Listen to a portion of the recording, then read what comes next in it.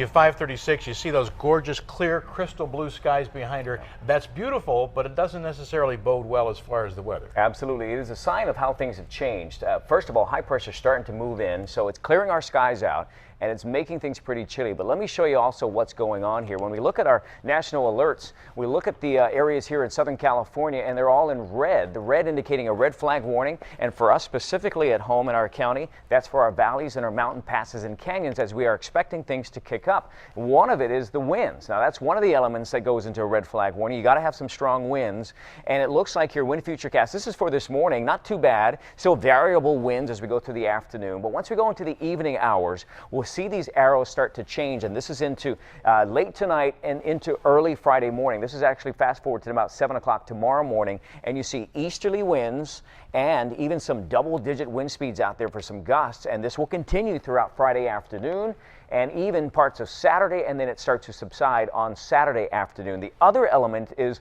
some very low humidities. The 10-use humidity futurecast showing as we go through today, it'll drop down into the 20s, 30s out along the coast, but then tomorrow it'll drop down into single digits. So we have the wind, we have the dry humidity, and we'll have some warm temperatures, and not necessarily warm temperatures that will break any records, but when those three elements are there for 6 hours, extended 6 hours or more, it sparks that red flag warning. All because of an area high pressure in the Great Basin in the right spot that we're going to start to get in on that wind action, and also we'll be monitoring the wind. So far it is light across from the coast all the way out to the deserts. The wind speeds are not only the story, but also the chilly temperatures.